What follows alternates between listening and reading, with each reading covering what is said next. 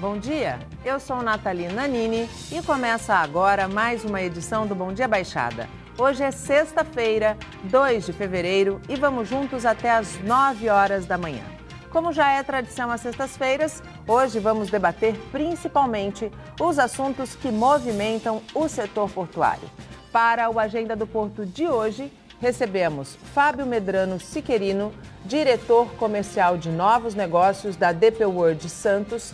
Fábio, seja muito bem-vindo ao nosso programa. Muito bom dia. Bom dia, Nathalie. Muito bom dia a todos que nos acompanham hoje. Um prazer estar aqui com você hoje. Prazer é nosso recebê-lo. E também Fabrício Pierdomenico, consultor portuário. Fabrício, seja muito bem-vindo ao nosso programa. Muito bom dia. Obrigado, Nathalie. Bom dia aos seus telespectadores. E a partir de agora, você que está em casa também pode participar do nosso programa pelo WhatsApp, que é o 13 988779496, ou pela nossa fanpage no Facebook. O novo ano começou com mudanças para um dos principais terminais de contêineres do Porto de Santos, o da Embraport. Localizado na margem esquerda do Porto de Santos, a unidade privada agora tem nova denominação. Chama-se DP World Santos, reforçando a marca do seu operador portuário internacional, Dubai Ports World. Fábio, o terminal ganhou novo nome, nova marca e tem se apresentado para o mercado e para a comunidade. Como é que tem sido esse processo? Bom, eu acho que, em primeiro lugar, é importante, explicar quem que é Dubai Port World. A Dubai Port é um operador global de terminais. Nós temos 78 terminais marítimos e terrestres em operação em 40 países. A DP World já estava presente aqui na Embraport, ela tinha 1/3 das ações do porto, os outros 2/3 eram de um outro acionista, e nós fizemos a aquisição, quer dizer, a Dubai Port fez a aquisição de 100% das ações agora em dezembro. Então nós estamos passando por um momento de transição, adaptação dos processos e das políticas da Dubai Port. Eles já estavam muito presentes na organização, na gestão, em tudo o que envolvia operação e a área de segurança do porto. E, na verdade, agora é a transição da marca, apresentar a marca para a sociedade, Eu acho que o porto ganha muito com isso. Sem dúvida. E nós, como empresa, integrantes, também ganhamos muito com esse processo. Qual é o teu desafio, Fábio? Que eu sei que não é pequeno. Não é pequeno, não. A gente sabe que a situação que a gente vem enfrentando no porto não é uma situação simples, Não. A gente tem um excesso de capacidade, então os portos trabalham de maneira ociosa aqui, os terminais de contêineres. Então o nosso grande desafio é como que a gente, mantendo os níveis de produtividade atual, mantendo os indicadores nos níveis que a gente vem operando hoje, como é que a gente pode agregar mais valor à cadeia dos clientes? Como nós podemos estar mais presentes e sermos totalmente integrados à cadeia do cliente, A DPW é conhecida mundialmente e tem o desafio de ser um grande facilitador do comércio global. Então, nesse sentido, o que nós estamos buscando é ampliar o nosso portfólio de serviço.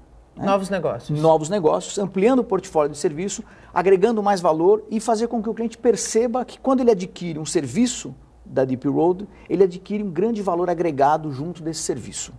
Então, ampliando o portfólio e atuando, a gente observa que a grande necessidade de passar a atuar como um operador logístico, estar presente na cadeia do porto até a planta do cliente. Isso é fundamental para o nosso desenvolvimento. Mas vale destacar que o segmento containers continua sendo o principal da DP World. Continua sendo o principal, é o nosso core business. A gente vem trabalhando uma política de diversificação de carga, Isso é muito forte, a gente tem alguns projetos que a gente pode falar na sequência, mas continua sendo o nosso core business container, sem dúvida. Fabrício, hoje o Porto completa 126 anos, A gente falava antes do programa entrar no ar que talvez tenha sido a primeira licitação pública do país. Perfeitamente. A gente só lembrar que o Porto foi uma primeira concessão pública à iniciativa privada, uma das primeiras em termos de infraestrutura. Naquele ano de 1888, quando foi feita a licitação, um grupo do Rio de Janeiro ganhou essa licitação. Aliás, houve um grande problema de cultura quando eles chegaram, Santista recusando a entrada de uma empresa carioca na cidade de Santos, mas a história é muito rica, para quem não conhece, foi a família Guinle, que tanta história fez no Brasil, no Rio de Janeiro, mais conhecida pelo Copacabana Palace, né? Mas essa família é quem ganhou aquela licitação e pôde, no dia 2 de fevereiro de 1892, fazer a primeira atracação de um navio no Porto de Santos. E inaugurou essa nova fase, essa fase moderna que hoje nós estamos comemorando os 126 anos dele. A Embraport se transformar, mudar a marca, representa o que para o mercado? Olha, é interessante, porque a Embraport veio se juntar a um time, a DP World veio se juntar a um time que cresce no Porto de Santos. Lembrando que a gente já tem 2 grandes players mundiais trabalhando no Porto de Santos, que é a TAL e a APMT, né? Mais conhecida como donas da Maersk, donas da MSC, né? Mas a TAL e a APMT hoje já estão presentes no Porto de Santos, então são 2 players globais, também com terminais no mundo inteiro, e a DP World se junta a esse time, dando uma cara, definitivamente uma cara internacional, uma cara para o Porto de Santos, que já existia, evidentemente, mas que traz um selo de qualidade, consolidando uma imagem de um maior e mais importante porto para o comércio exterior brasileiro. Falando em comércio exterior brasileiro, Fábio, como é que você avalia, você também é membro, né, diretor da Associação de Comércio Exterior, como é que você avalia o cenário para o comércio exterior esse ano? Bom, aí falando um pouco como AEB, né, se a gente olhar as perspectivas do comércio exterior para 2018, a gente espera um crescimento na ordem de 12% nas importações. O crescimento nas exportações é um crescimento muito mais tímido, na ordem de 1 a 1,5%. Isso porque quando a gente tem um PIB que deve crescer aí, vamos dizer, em números próximos a 3%, você movimenta muito mais a economia. Sim. Nós somos um país produtor de commodity. Então, toda vez que o país cresce, a gente precisa importar bens de capital e bens de consumo. Então, por isso que a gente vai crescer cerca de 12% na importação. Isso seguramente afeta a balança comercial, né? Ela continua sendo positiva. O que é muito bom, né? O que é muito bom, tem um superávit. O superávit diminui um pouco em relação a 2017. As exportações, o que a gente vê realmente que vai crescer é minério de ferro, alguma coisa de petróleo. Commodities deve mandar um pouco de lado, dar uma reduzidinha aí, quebra de safra, alguma coisa. Mas o grande impacto são as importações. Importações cresce 12%. Com relação, voltando a falar um pouquinho da DP World, quando a gente fala em novos negócios, a gente fala em competitividade, Isso. Né? E a gente tem hoje uma economia dando sinais de recuperação, no entanto, nós temos uma concorrência também muito grande. Quais são os seus planos, para aliar competitividade e novos negócios frente à concorrência que é crescente? Tá. O que a gente tem feito nos últimos 3 anos é a diversificação do portfólio. Então, o grande desafio é o que eu posso fazer diferente do que os meus concorrentes já fazem. Já fazem. Exatamente. Porque se eu fazer igual, eu sou mais um. Você é mais um dentro do jogo. Exatamente. Aí a briga vai ser por preço. Exatamente. E essa briga a gente não quer entrar. Então, a gente veio trabalhando muito nessa diversificação de cargas. Então, além do container, nós temos operado carga geral. Então, por exemplo, importação de trilhos tem sido feito pelo terminal. Operações roll-on, roll-off, de equipamentos, vagões de metrô, enfim, várias operações nesse sentido. E a gente tem prestado muito serviço de estufagem de contêineres, quer dizer, colocar os produtos dentro do container. Esse é um serviço que, se a gente comparar 2016 e 2017, quase triplicou o volume dentro do terminal. Então, isso está em crescente, a gente tem aumentado a quantidade de armazéns para fazer essa operação. Iniciamos agora, final de dezembro, início de janeiro, a operação de um armazém geral, fora da área alfandegada do terminal, de 3 mil metros quadrados. Então, com esse processo de aumentar o portfólio dos serviços e desenvolver o ramal ferroviário que nós temos lá dentro, Sim. que isso vai ser um grande diferencial no futuro. Sim. Aliás, o investimento em malha ferroviária é essencial, né? É essencial. Se a gente olhar o volume da ferrovia hoje no Porto de Santos em container, ele é muito tímido. É muito pequeno. Muito pequeno. Se a gente comparar o volume total de containers, de teus movimentados no Porto de Santos, entre cheios e vazios, perto de 170 mil teus em 2017. Se a gente comparar isso com o movimento do Porto, sem considerar carga de transbordo, quer dizer, cheios, vazios, IMPO, EXPO e cabotagem, isso dá um pouco mais de 5 a 6% do movimento. Se eu jogar transbordo, isso diminui muito. Mas ainda é muito tímido. Muito. Né? A gente tem potencial para muito mais, A gente tem capacidade facilmente para dobrar esse volume assim, sem nenhum investimento. É muito fácil isso. Então, a nossa aposta agora é nos transformarmos num operador logístico, estar mais presentes na cadeia do cliente, né, e integrar, através do transporte multimodal, a planta do cliente com o porto. Essa questão de novos negócios, quando a gente pensa nos grandes terminais, nas grandes empresas portuárias que estão dentro do porto, ela faz parte de uma estratégia de crescimento, né? Sem dúvida. O nome do jogo é escala. Tá? Os grandes concentradores de carga no mundo, eles são concentradores exatamente porque tem escala. O Porto de Santos tem essa característica, ele é um porto concentrador, por natureza, seja porque está no estado de São Paulo, o maior estado, mais importante estado da nossa economia, maior consumidor, maior produtor do país. Então, o Porto de Santos sempre teve esta proximidade, e aí falando particularmente do container, de estar perto dessa cadeia industrial, que é muito forte. Sim. Então, o que a gente, sempre que olha o Porto de Santos e vê o Porto de Santos como sendo um porto concentrador, significa que quanto mais produtividade, significa que quanto mais carga a gente conseguir atrair, seja pelo preço, seja pela capacidade, seja pela competitividade, seja pela produtividade, é mais do mesmo, é aquele efeito positivo que você consegue reproduzir com muito pouco espaço de tempo. O Porto de Santos tem essa característica e pode atrair mais carga, pode ser, de fato, se consolidar cada vez mais como grande porto concentrador do país. Fábio, quando você falou, na tua primeira resposta, você disse que hoje nós temos um grande número de terminais ociosos, né? Esses terminais ociosos podem também ser um nicho de mercado. Pode. Eu acho que os terminais têm que buscar a diversificação de carga. Não dá para a gente ficar sentado aguardando a economia crescer a ponto de trazer contêiner suficiente para lotar todos os terminais, que era o cenário que a gente tinha antes de 2013. Sim. Né? Quando a gente viveu a época áurea, né? Exatamente. Todos os terminais cheios, a retroárea cheia. Quer dizer, para o importador, diria que não era tão confortável essa situação. Agora está muito mais confortável para eles e para os armadores também. Agora, é claro, nós somos um terminal privado. Como terminal privado, nós temos algumas flexibilidades Sim. que muitas vezes os terminais arrendados não têm. Não tem. Né? Então nós podemos movimentar uma diversificação de carga muito maior. É claro que aí você tem que ver o contrato de arrendamento, o que permite, o que não permite cada terminal fazer. Mas sem dúvida, nós não podemos focar 100% em container. Nós temos que diversificar. Nesse sentido, a Deep World fechou, a Fibria aprovou recentemente, né, um contrato de parceria com a Deep World. Como é que vai funcionar esse contrato?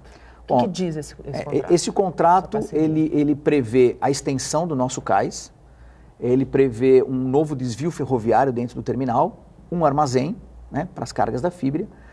Todo o volume será enviado pelo modal ferroviário. Olha que bom. Isso foi um grande diferencial nesse projeto, porque ele não vai aumentar o congestionamento do porto. O acesso... Ao contrário, pelo contrário, né? Exatamente. Você vai utilizar uma capacidade instalada ociosa, que é a ferrovia. Sem dúvida. Né?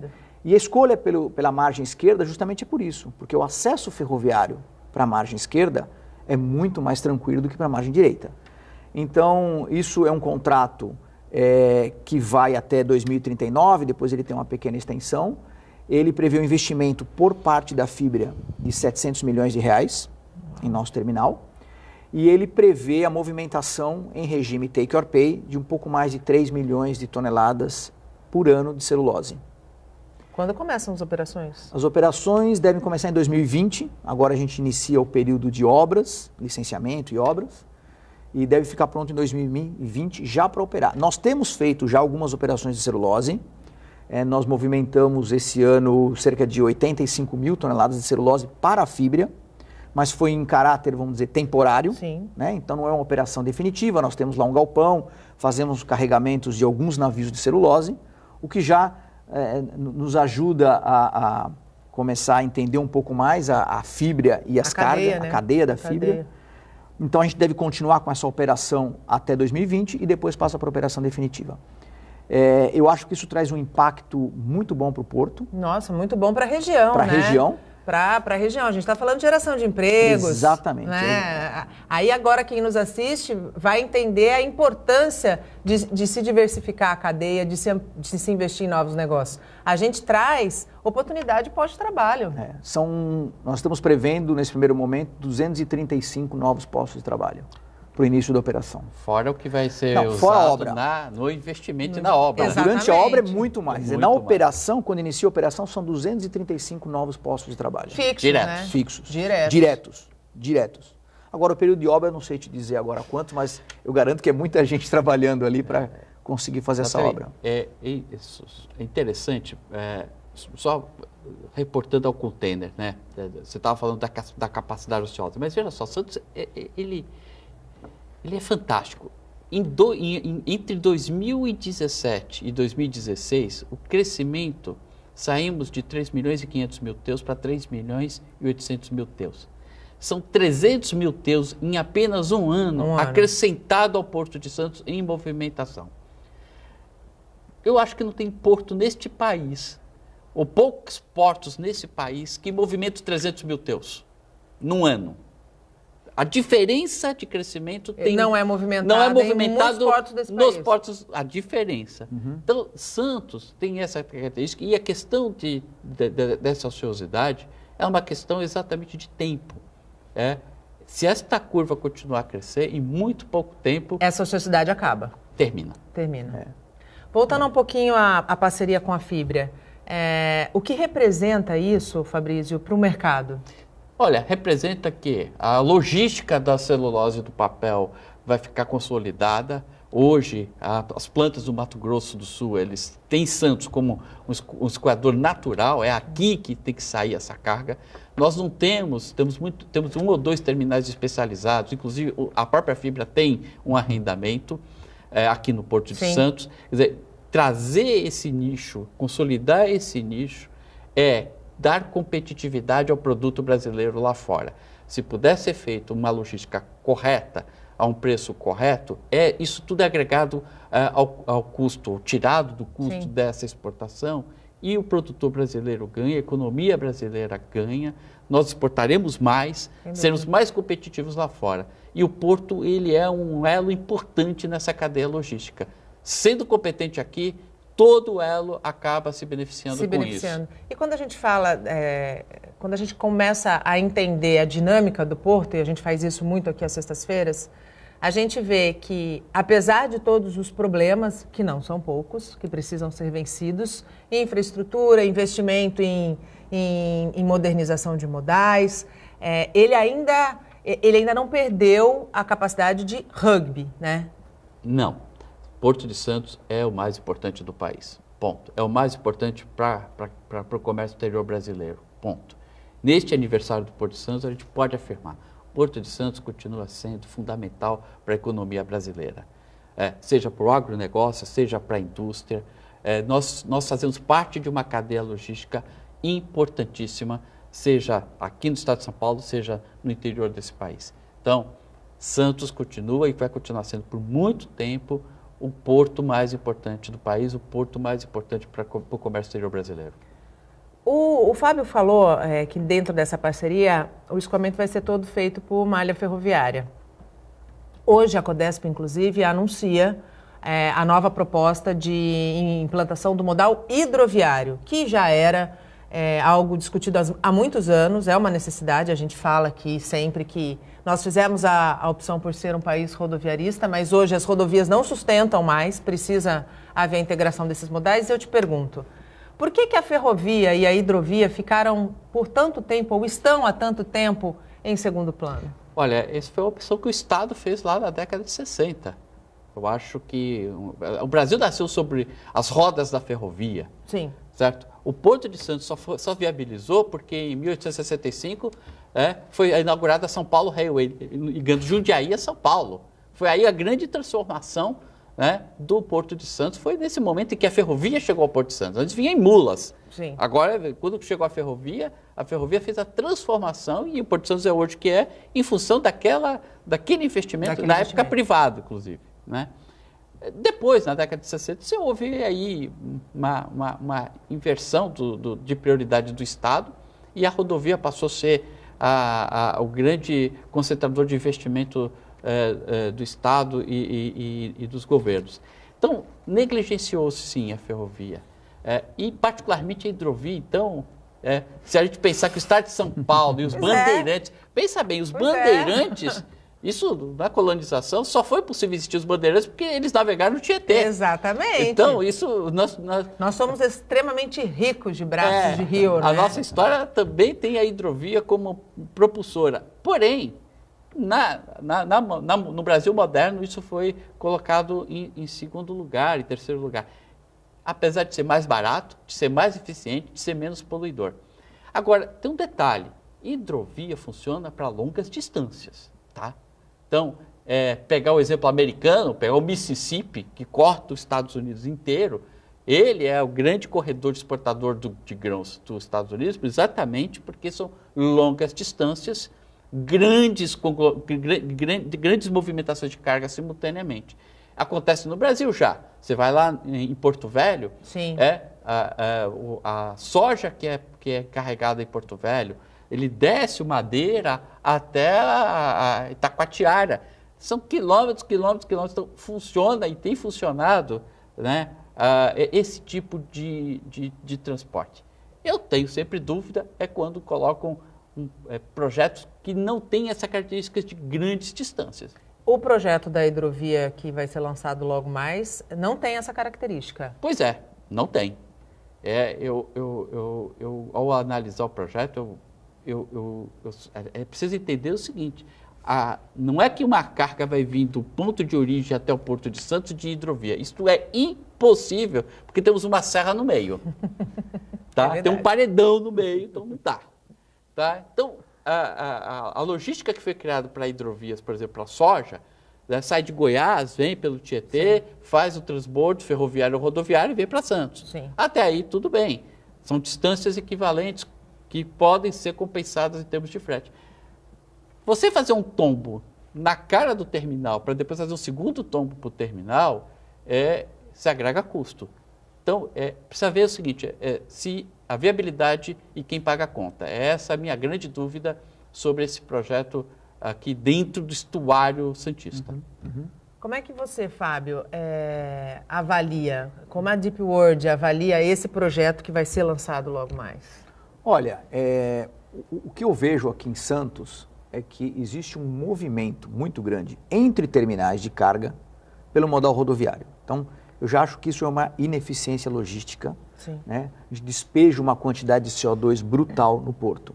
E hoje a gente fala em sustentabilidade, Em sustentabilidade, né? Exatamente. Então, como o Fabrício comentou, a hidrovia ela é muito menos poluidora. Do ponto de vista sustentabilidade, é fantástico o negócio. Agora, a gente precisa ver a questão prática, né, de custo desse negócio. Eu trabalhei muitos anos com cabotagem e a gente sabe que o transporte por cabotagem, se fizer uma analogia com a hidrovia, ele funciona bem para longas distâncias. Sim. Se você for fazer uma cabotagem do Paraná para São Paulo, não funciona. É caro. Né? As pontas rodoviárias acabam ficando muito mais caras do que o ponta a ponta rodoviário. Então, eu tenho assim, nós somos apoiadores do projeto, né, do conceito, mas nós temos que ser da iniciativa, né? Eu acho que é fundamental para a cidade, né, para o porto. Agora precisa ver o impacto que vai ter de custo. Né? E aí é uma grande dúvida que a gente vai ter, porque o que o Fabrício colocou, você tem um handling para barcaça, você tem um transporte de barcaça de curtíssima distância, você tem outro handling. E quando a gente fala de transporte de curta distância, você tem tripulação, você tem combustível, tudo que você vai consumir tem custo por um trecho muito pequeno. Então, somos apoiadores da iniciativa como conceito. Temos que ver agora a questão de viabilidade econômica do projeto. O Bom Dia Baixada vai para um rápido intervalo. No próximo bloco a gente segue falando sobre as notícias que movimentam o setor portuário. Até já. O Bom Dia Baixada está de volta e abrimos o segundo bloco falando de carnaval. Os desfiles em Santos começam hoje à noite e a CET vai interditar vias da zona noroeste para a folia. 40 agentes vão orientar os motoristas. Tá quase pronto. Faltam apenas detalhes para o abre-alas na Passarela do Samba. E você que vem ao desfile, fique ligado. O trânsito na região vai mudar. A interdição aqui na Avenida Nossa Senhora de Fátima vai começar na sexta-feira à noite. Então é o seguinte, sexta-feira, 7 horas da noite, esse trecho da avenida vai ser fechado, que é para a movimentação das escolas, que vão trazer aí os carros alegóricos. A avenida fica fechada até sábado, 8 horas da manhã. Vai ser liberada durante sábado o dia inteiro e volta a ser interditada no sábado à noite, aí já para a festa, para o desfile das escolas de samba. Evitar, a gente tem a rota alternativa à praia, dá para acessar o município de São Vicente pela Avenida da Praia, e a rota alternativa que seria a Avenida Eleanor Roosevelt. Para quem não for ao desfile, a recomendação é evitar o local. Durante o desfile nós teremos 40 agentes que vão estar posicionados de forma a orientar os motoristas, informando aí locais de estacionamento, acesso a arquibancadas.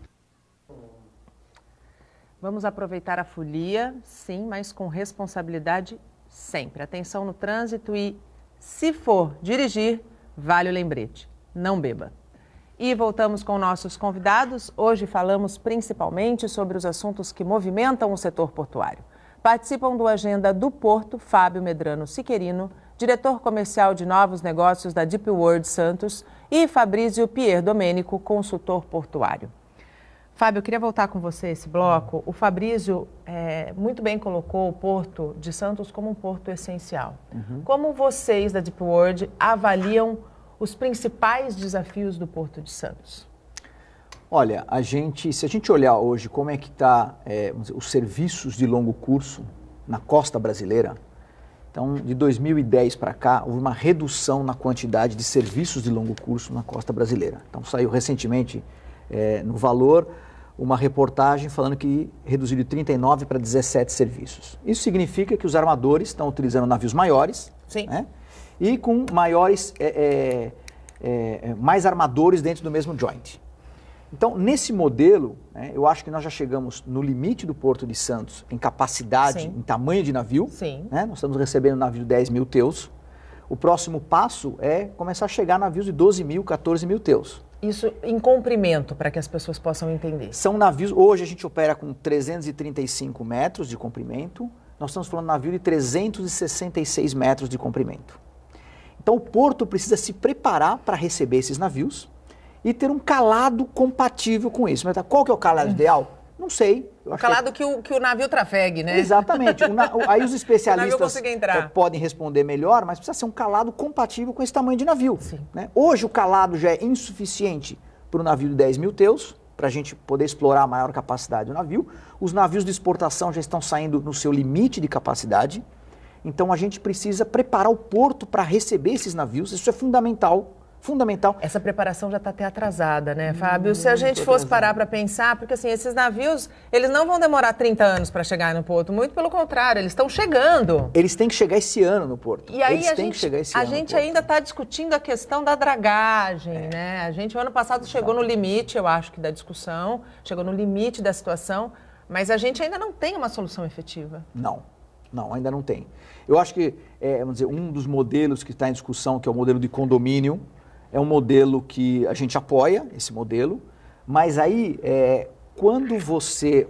tem algumas questões aí, alguns elementos que precisam ser clara e suficientemente discutidos e alinhados desde o início.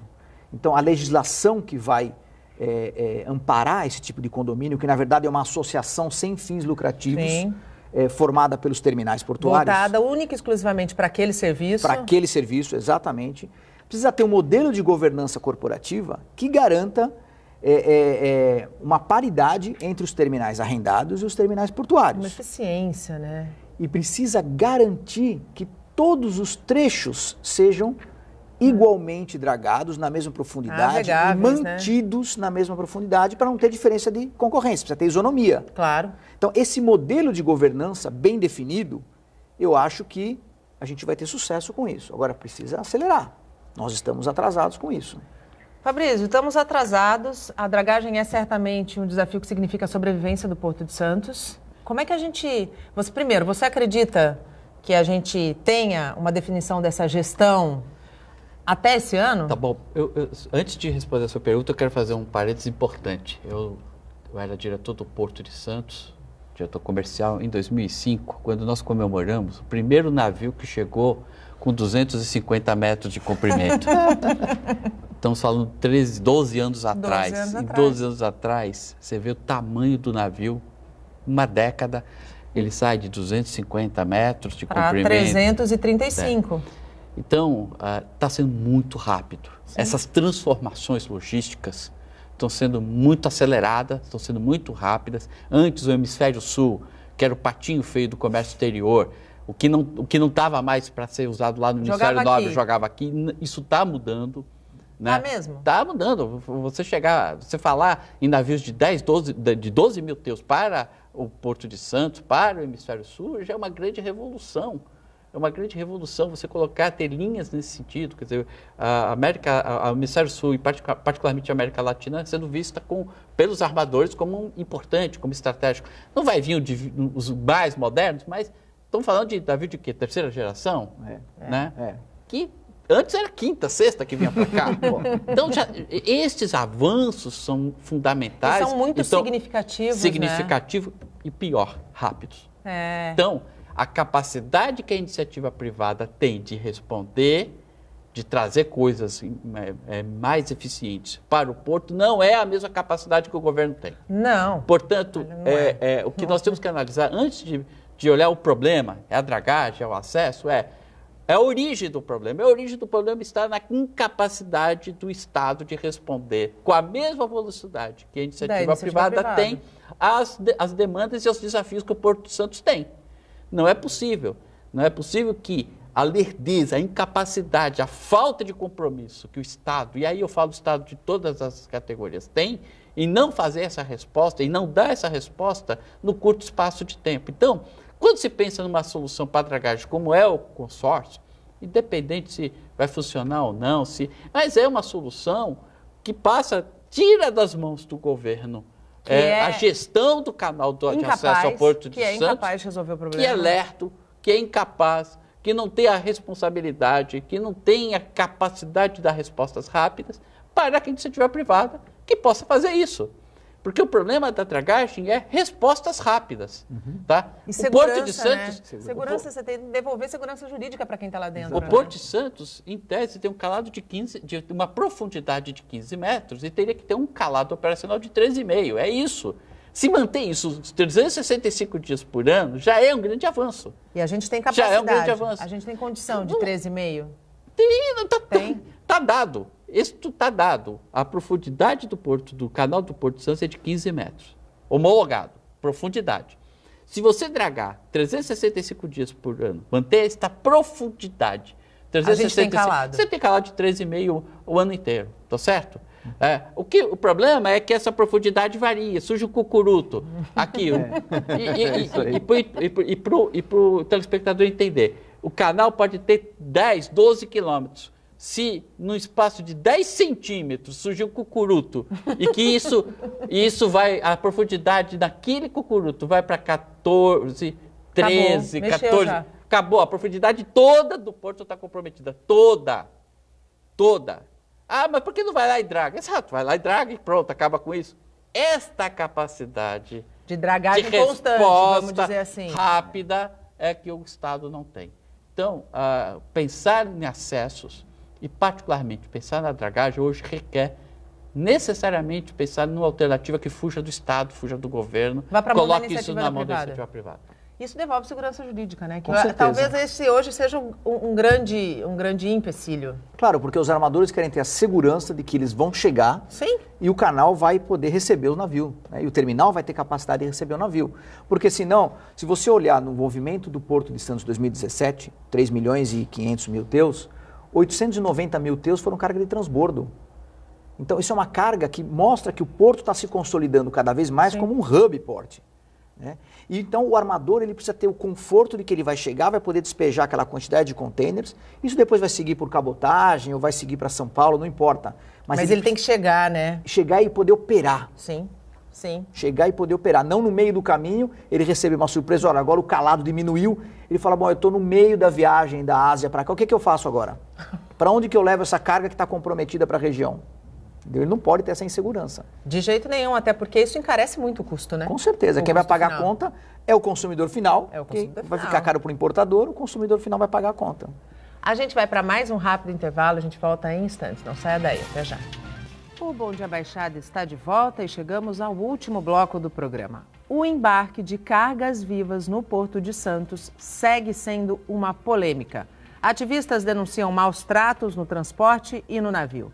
A empresa responsável pelas 27 mil cabeças de gado foi multada em R$ 1.400.000 por maus tratos.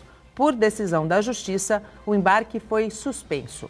Ativistas fizeram mais um protesto. As imagens revelam as condições em que os bois chegam no porto, em caminhões. Na carreta, animais deitados sobre fezes, com as patas mergulhadas em poças. As cenas foram gravadas por ativistas que protestam contra o embarque de animais vivos no Porto de Santos. Eles estão na avenida em frente ao navio que vai levar os bois para o exterior. Os manifestantes denunciam maus tratos. São animais que estão vindo desde o Rio Grande do Sul, eles ficam numa área de quarentena ali no interior de São Paulo, que fica a mais ou menos 500 quilômetros daqui de Santos, né? E esses animais estão vindo em caminhões, né? Sob esse sol que está fazendo, muita chuva. Eles vêm amontoados, né? A gente começou a filmar aqui, a gente viu animais caídos quando chegavam aqui, sujo de fezes, de urina. Uma situação muito degradante, né? Que a gente acha que o animal não precisa passar por isso. Segundo o líder da manifestação, eles vão tentar impedir na justiça que o embarque aconteça. A previsão é mais ou menos de 15 dias até a Turquia, lá no porto de Iskenderun, para onde ele estaria indo. E nós estamos aqui nos manifestando, né? Para esse embarque, inclusive tem uma liminar, né, que foi concedida ontem por um desembargador de São Paulo, da segunda instância, para suspender o embarque. Então nós estamos aqui hoje para a gente garantir, né, que esse embarque vai ser suspenso. Tem ativistas nossos que estão com os advogados, para chegar no juiz, para o juiz passar a informação para o oficial de justiça e chegar aqui e a gente conseguir suspender esse embarque e os animais serem devolvidos para o lugar de origem deles. Eles não só conseguiram suspender o embarque, como o juiz determinou que os animais fossem desembarcados. As 27 mil cabeças de gado estão numa área lá na região do Sabuó. Fabrício, esse assunto se tornou uma polêmica enorme, né? Desde o primeiro embarque que aconteceu e que foi dito que aconteceu com sucesso. Esse novo nicho, vamos botar assim, vai, entre aspas, de mercado, ele é importante para o Porto de Santos? Não é importante para o Porto de Santos. Pode ser importante até para o comércio exterior, eu não vou entrar nessa polêmica se tem alto valor agregado, se isso é importante. Eu vi esse embarque, não aqui em Santos, eu vi em Vila do Conde, lá no Pará. Aliás, onde teve um grande desastre em que a barcaça, por falta de capacidade e erro operacional, ela virou, houve excesso de peso na verdade, nem foi excesso de peso, houve na diferença de maré que teve, o barco enganchou e virou, enfim, e causou uma grande tragédia, seja por conta da morte dos animais, seja inclusive ambiental por conta do rio. Mas o Porto de Santos não precisa disso, gente.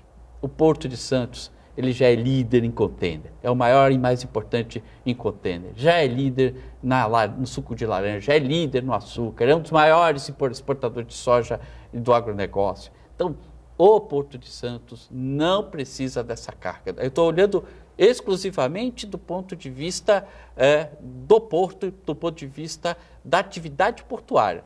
Não vou entrar aqui, né, se está correto ou não fazer esse tipo de exportação, se está correto ou não fazer esse tipo de transporte. Eu não vou entrar nessa polêmica, até porque eu não tenho elementos para isso, mas com certeza o Porto de Santos não precisa dessa carga. Essa carga ela não é da natureza do Porto de Santos, ela não é da natureza do terminal de container. Não é do DNA, ela né? não está no nosso DNA. Não está no DNA do Porto de Santos. Não está no nosso DNA. Não está no DNA. E assim, quando a gente está falando de meio ambiente e a questão da sustentabilidade, da preservação ambiental, a questão de maus tratos hoje em qualquer espécie, né?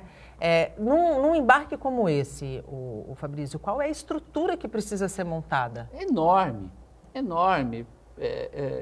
E não vejo nenhum porto hoje com capacidade porque o ideal era você ter dentro do próprio porto um terminal especializado nesse tipo de carga. Exatamente. Que ele é uma carga diferente. Nós estamos é vida que está sendo tratada ali, não é uma carga inerte. Né? Então, acho que no Brasil eu não conheço nenhuma estrutura portuária que esteja capacitada para fazer isso de uma forma correta. Tem arremedos, como é o que está tendo aqui em Santos. Tá? Chega, tal, põe lá, joga dentro do navio e acabou. Então, aí esse é o papel do Estado.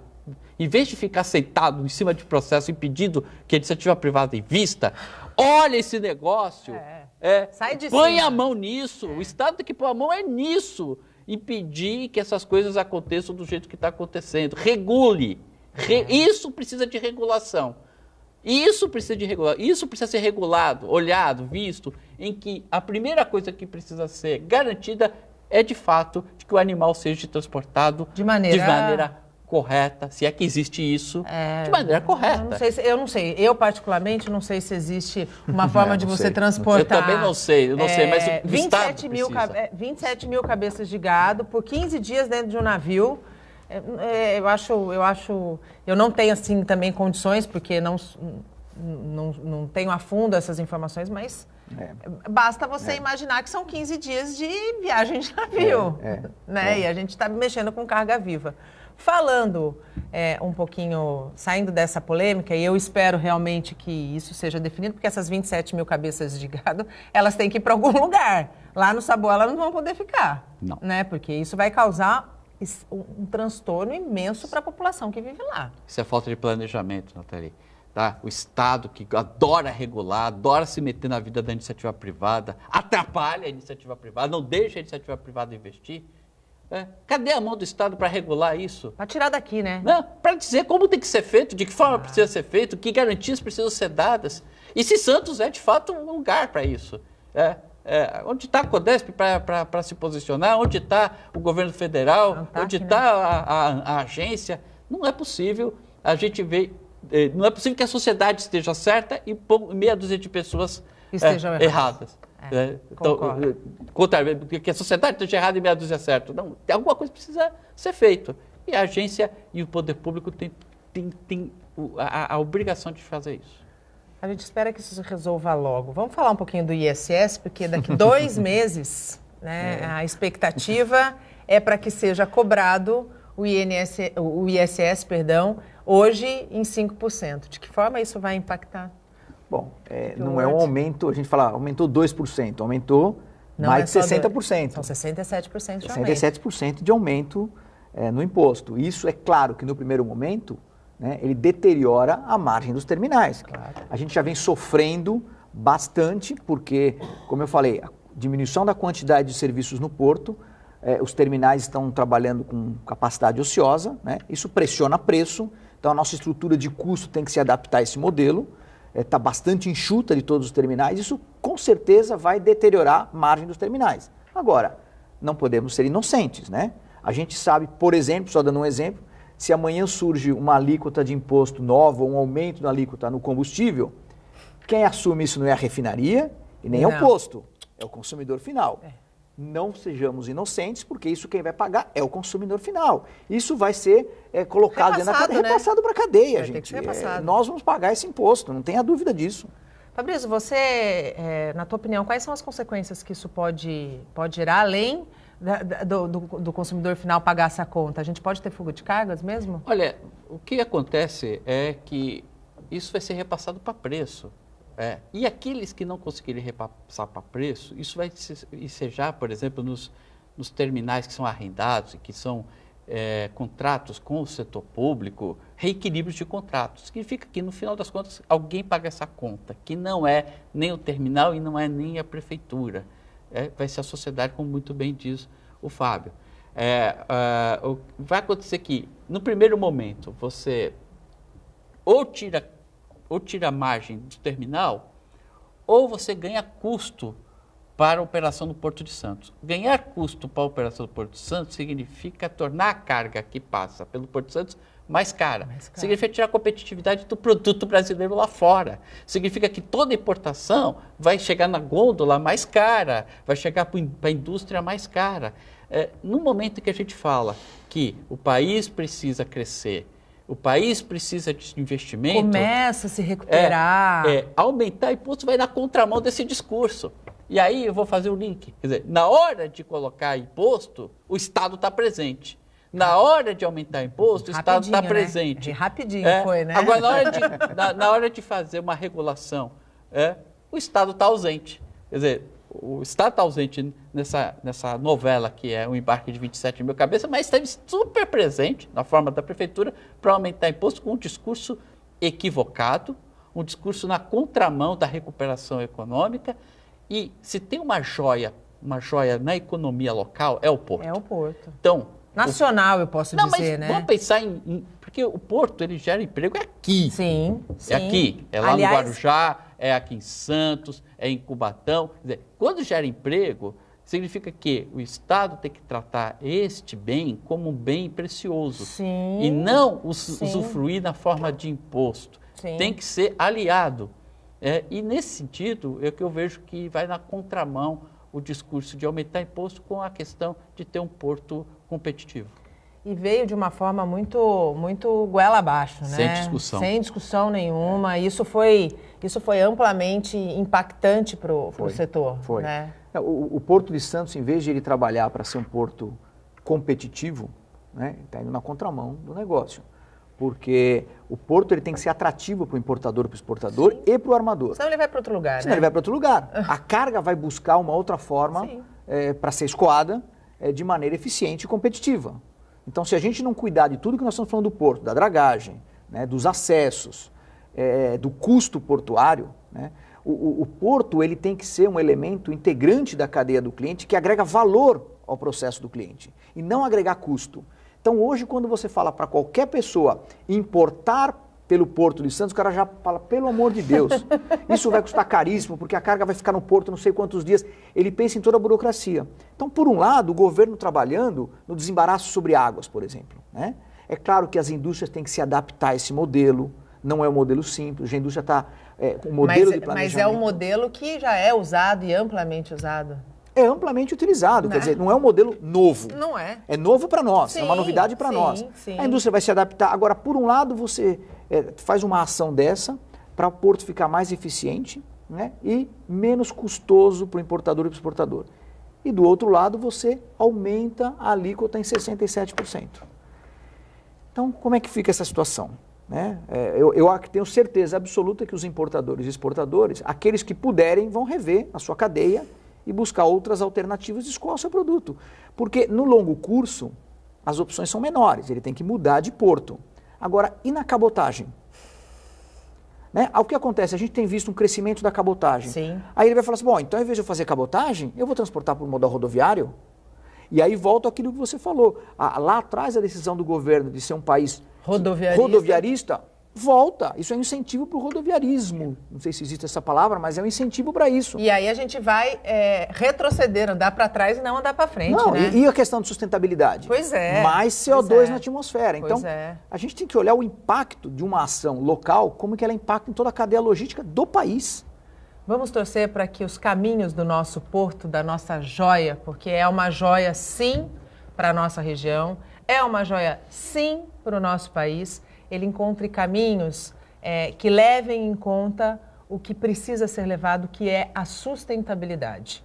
É isso que a gente espera, sustentabilidade com responsabilidade e dando a quem está ali dentro segurança jurídica e competitividade. Fábio, muito obrigado pela tua participação, foi ótimo, um prazer tê-lo aqui, tenha sempre aqui no Bom Dia Baixada um espaço uma cadeira para que a gente possa discutir e debater esses assuntos tão importantes. Muito obrigada. Obrigado você, foi um prazer poder participar desse momento aqui com vocês. Estou sempre à disposição. Muito obrigada.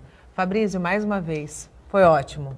Obrigada pela tua participação e que a gente possa ter mais debates como esse. Eu que agradeço a paciência do seu telespectador e agradeço sempre a oportunidade de estar aqui com vocês. O Bom Dia Baixada fica por aqui. Você pode ficar bem informado sobre tudo o que acontece na região e no mundo acessando o Santa Portal. Eu volto na segunda-feira, às 8 horas da manhã. Bom fim de semana. Tchau.